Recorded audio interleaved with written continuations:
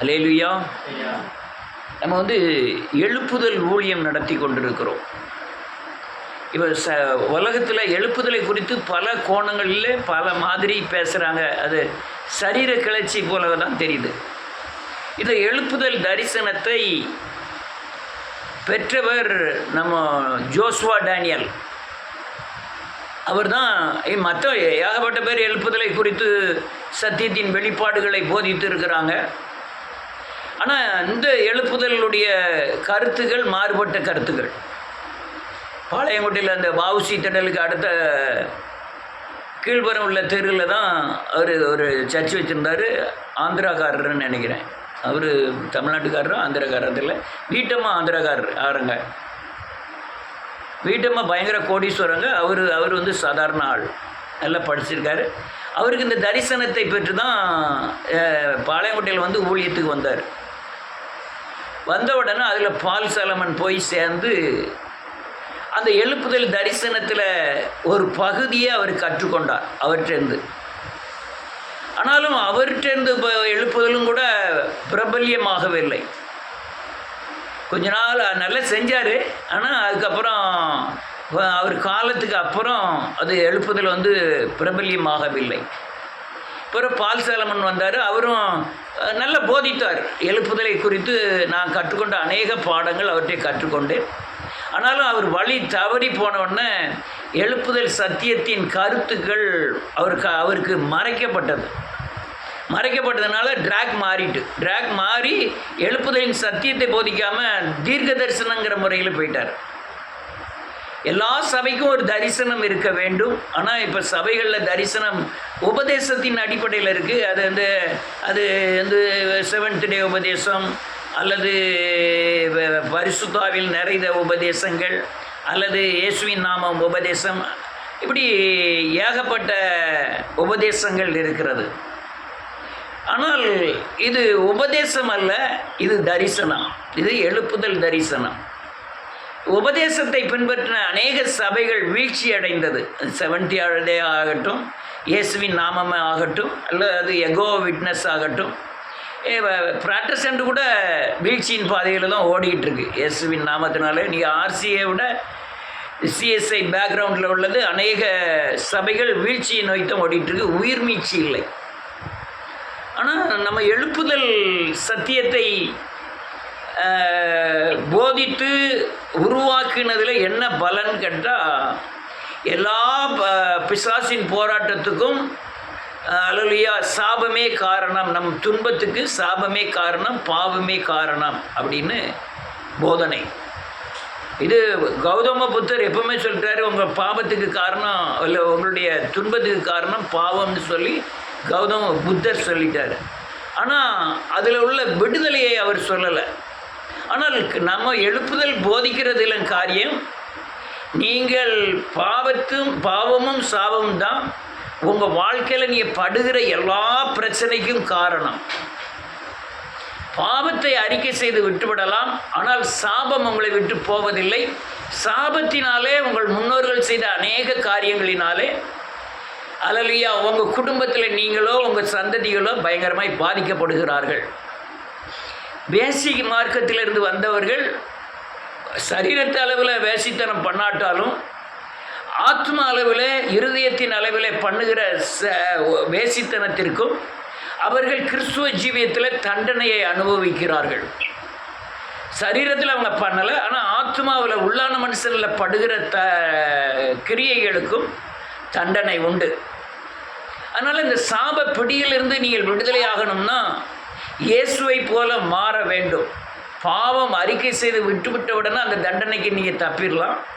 ஆனால் சாபத்தின் சக்திகள் ஒரு மனிதனுக்குள்ள அணுக்களுக்குள்ளே இருக்கிறதுனால ஒரு நேரம் நீங்கள் அறிக்கை பண்ணி அந்த சாபத்தின் தன்மை உங்கள்கிட்ட இல்லாதபடி இச்சையோ பொருளாசையோ அல்லது விக்கிரக ஆராதனையோ இல்லாதபடி நீங்கள் பார்த்து கொண்டாலும் சில நேரங்களில் உங்களுக்கு தலை தூக்க காரணம் என்னென்னா அந்த சாபத்தின் சக்திகள் உங்கள் இரத்தத்தின் அணுக்களில் ஊறி கிடக்கிறதுனால அது வெளிப்படுகிறது. அதனால் சொல்கிறேன், சாபத்தின் தண்டனையிலிருந்து தப்புவதில்லை.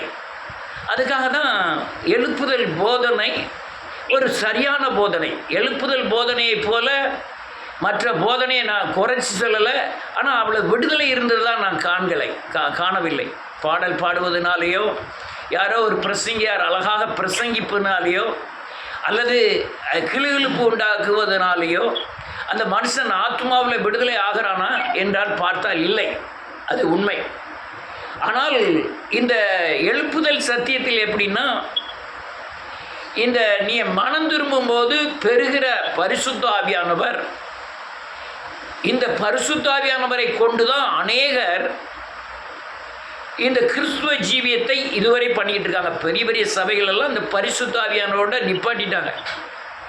ஆனால் அந்த பரிசுத்த ஆவியானவர் தேர்ச்சி பெற்று திரித்துவ தேவனில் ஒருவராகிய கிறிஸ்து உங்கள் ஆத்மாவிலே அமர பண்ணணும். அது பண்ணால் அந்த ஆத்மா ஜீவன் அடையும். அந்த ஜீவனை பெற்ற ஆத்மா மட்டும்தான் இந்த சாப பிடியிலிருந்து விடுதலையாக முடியும்.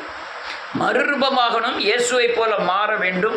அப்படியெல்லாம் நீங்கள் மாறினாதான், நீங்கள் இயேசுவை போல மாறினாதான் நீங்கள் இந்த சாப பிடியிலிருந்து விடுதலையாக முடியும். சாப பிடியில் விடுதலையாவதற்கு மனம் திரும்புதல் மட்டும் போராது, வேத வசனத்தின் அடிப்படையில் வாழ்க்கையை அமைக்க வேண்டும். அமைத்தால் மட்டும் போராது, பாவ உணர்வு தட்டுப்படும் பொழுதெல்லாம் ஆவியானவர் செய்கிற காரியங்கள் பாவ உணர்வை தட்டி எழுப்புவார். அவர் எழுப்பும் பொழுதெல்லாம் நீங்கள் அவருடைய சத்தத்துக்கு செவிசாய்த்து வசனத்துக்கு உங்கள் வாழ்க்கையை அமைத்தால் மட்டுமே உங்கள் ஆத்மாவிலே ஜீவனாகிய உயிர் ஏற்படும். அந்த ஜீவன் பரிபூர்ணப்படுவதற்கு வேதத்தில் ஆவியானவர்களுக்கு போதிக்க உங்களுடைய யோசனைகள், நடக்கைகள், பேச்சுக்கள், சிந்தனைகள் எல்லாமே சத்தியத்துக்கு உட்படும் பொழுது மட்டுமே நீங்கள் சாப பிடியிலிருந்து விடுதலையாக முடியும். அதுதான் அந்த ஜீவன் நித்திய ஜீவனுக்கு ஆயத்தமாவதன் வழி. நீங்கள் எவ்வளவு தூரம் இயேசுவின் சாயலுக்கு ஒப்பாய் மாறி இருக்கீங்களோ அதுதான் நித்திய ஜீவன் அடைந்ததின் வழிமுறைகள். இந்த நித்திய ஜீவன் அல்லேலூயா பூர்ணப்படும் பொழுது இந்த உலகத்தை விட்டு நீங்கள் கடந்து போக முடியும். இந்த ஜீவன் நித்திய ஜீவனாய் மாறாத வரை இந்த உலகத்தில் உபத்திரவப்பட்டு ஜீவன் நித்திய ஜீவனாய் மாறும். அநேகர் எழுப்புதல் சத்தியங்களை புரியாதபடி தன்னுடைய மனசில் தோன்றுகிறதை பேசிக்கொண்டு, யோசனையில் தோன்றுகிறதை பேசிக்கொண்டு, நாவடக்கம் இல்லாமல், கண்ணடக்கம் இல்லாமல், செவியடக்கம் இல்லாமல், அல்லேலூயா இருதயத்தில் சரியான நிர்ணயம் இல்லாமல் இவர்கள் திரும்ப திரும்ப திரும்ப சாபத்தின் பிடியிலே விழுகிறார்கள். விழுவதனாலே இவர்களுடைய வளர்ச்சி இல்லாததினாலே காயப்பட்டு எழுப்புதல் ஊழியத்தில் ஓடிக்கொண்டிருக்கிறார்கள்.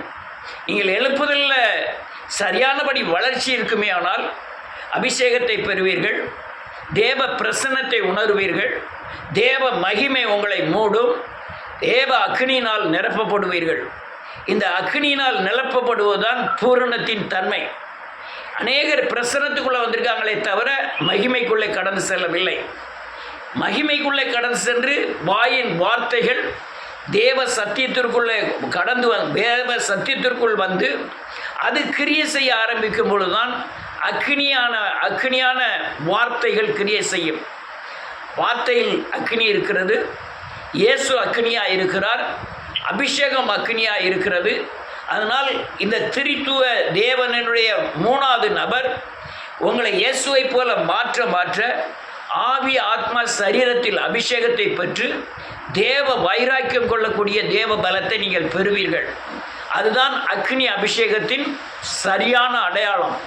இந்த அக்னி அபிஷேகம் பூரணப்படும் பொழுது உங்கள் வாயின் வார்த்தையோ, கண்ணின் பார்வையோ, இருதயத்தின் யோசனையோ எல்லாமே வரையறுக்கப்படும். இன்றைக்கி அநேகர் எழுப்புதலில் இருக்கவங்களே என்ன பேசணும் அப்படிங்கிற நினைக்காமலே பேசிக்கிட்டு இருக்காங்க. அநேகர் அடுத்தவங்களை நீங்கள் காயப்படுத்த மாதிரி பேசினாலோ, குற்றவாளியாய் தீர்த்தாலோ நீ இருளில் இருக்கிறாய் என்று யோவானில் எழுதப்பட்டிருக்கிறது, யோவான் நிருபத்தில் எழுதப்பட்டிருக்கிறது. அப்போ ஒரு மனுஷனை நீ வளர்ச்சி அடைந்திருந்தால் ஒன்னிலும் மேன்மையாய் நினைப்பாய். நீங்கள் அவன் வளர்ச்சிக்கு ஏற்ப அடுத்த வளர்ச்சிக்கு கடந்து செல்வதற்குண்டான ஆலோசனையும் பலனையும் கொடுத்து அவனை வளர்ச்சி அடைய செய்வாய். இல்லைன்னா மாமிச வார்த்தைகளை பேசி தன்னை உயர்த்தி நாவடக்கம் இல்லாமல், இருதயத்தின் யோசனையின் அடக்கங்கள் இல்லாமல், அல்லேலூயா, வார்த்தைகளை சிதறவிட்டு தேவ கிரியைகளை மட்டுப்படுத்துகிறவர்களாய் காணப்படுவோம். எழுப்புதல் நிச்சயம் தேசத்தை அசைக்கப் போகிறது. ஆனால் அதற்குரிய காலங்களை வைத்திருக்கிறார். என்ன காலங்கள் என்றால், இப்படி அபிஷேகம் பெற்றவர்கள், அல்லேலூயா, பிரசன்னத்தை உணர்ந்தவர்கள், மகிமைக்குள்ளே கடந்து சென்றவர்கள், அக்கினி அபிஷேகத்திற்குள்ளே அந்த 4 வளர்ச்சியில் வந்தவர்கள் பூரணப்படும்போது எந்த இடத்துல போய் ஜெபம் பண்ணினாலும் அற்புதங்கள் நடக்க ஆரம்பிக்கும். எங்கே போய் ஜெபம் பண்ணினாலும் பயங்கரமான விடுதலை உண்டாகும். இந்த விடுதலையை சுதந்திரித்து தான் எழுப்புதலே உண்டாகும். நாம் எழுப்புதலுக்கு கொஞ்சம் பாடங்களை கற்றிருக்கிறோமே தவிர வளர்ச்சி இல்லை. வளர்ச்சி பூரணப்படும். நம்ம எவ்வளோ தான் முயற்சி பண்ணாலும் அந்த வளர்ச்சிக்கு உண்டான ஆத்துமாக்களை ஆதாயப்படுத்துவது ரொம்ப சங்கடமாக இருக்குது. அப்படி காலங்கள் மாறும் பொழுது நாம் இல்லைன்னா இன்னொரு ஆளை கொண்டு போய் அவர் எப்படியாவது எழுப்புதலை அல்லேலூயா நடப்பித்தே தீர்வார். பிலேயாம் பேசாத கழுதை பேசி அல்லேலூயா தீர்க்கதரிசியின் மதிகேட்டை சீர்படுத்தி தான் நம்ம என்னாகமத்தில் வாசிக்கிறோம். அதே போல் நான் இல்லைன்னா இன்னொரு ஆள் இல்லைன்னா இன்னொரு ஆளை கொண்டு போய் செய்வார். ஆனால் இதனால் சொல்லுகிற ஆலோசனைகளுக்கு நீ உட்பட்டு தேவ சத்தியங்களை பின்பற்றி ஆவியாத்மா சரீரத்தில் அபிஷேகத்தை பெற்று அக்கினி அபிஷேகமாய் மாறி சரியான எழுப்புதல் தரிசனத்தில் நீங்கள் நடக்கணும். ஸோ வேதவசனம் தெரிவதோ அல்லது வேதவசனத்தில் சில கருத்துக்கள் தெரிவதோ பெரிய காரியமே கிடையாது. நீங்கள் இயேசுவின் சாயலுக்கோப்பாய் மாறி தேவ வைராக்கியத்தினாலே அக்கினியில் நிரம்பினா மட்டும்தான் எழுப்புதல் ஊழியத்தை செய்ய முடியும். அதனால் என்னை கொண்டு தான் எழுப்புதல் இல்லை, அல்லேலூயா, நான் படுகிற எல்லா பிரயாசத்திற்கும் பலன் உண்டு என்று அறிந்திருக்கிறேன். அல்லேலூயா, விதைக்கிற விதைகள் எங்கே விதைக்கப்படுகிறது, எப்படி விதைக்கப்படுகிறது எல்லாம் நான் கவனித்தா விதைக்கிறதெல்லாம் உண்டு. அதனால் இதெல்லாம் காரியங்கள் தெளிவாய் புரிந்து கொள்ளுங்கள். நீங்கள் எழுப்புதலில் இருக்கிற ஒவ்வொருவரும் பாக்கியவான்கள். ஜோசுவா டேனியலுக்கு கிடைச்ச அந்த எழுப்புதல் தரிசனம் அநேகருக்கு விதைக்கப்பட்டது. அது சாலமோன் மூலமாய் அல்லேலூயா கொஞ்சம் பகுதி தான் கிடைச்சது. அதுக்கப்புறம் அல்லேலூயா தேவன் என்னை நடத்தின பாதைகளிலே அநேக எழுப்புதல் ஆலோசனைகளையும் சத்தியங்களையும் பெற்றுக்கொள்ள, அநேகருக்கு போதிக்க, அநேகர் சாப பிடியிலிருந்து விடுதலையாக, இயேசுவின் சாயலுக்கு ஒப்பாய் மாற, செய்வனை பிடியிலிருந்து விடுதலையாக, பிசாசின் பிடிகளிலிருந்து விடுதலையாக தேவன் இந்த சத்தியத்தை கொண்டு பயன்படுத்தினார். சகலரும் அறிவோம். ஆனால் இந்த வளர்ச்சி போதுமானதல்ல. பூரண வளர்ச்சிக்கு நாம் கடந்து செல்ல வேண்டும். கர்த்தர் உங்களை ஆசீர்வதிப்பாராக.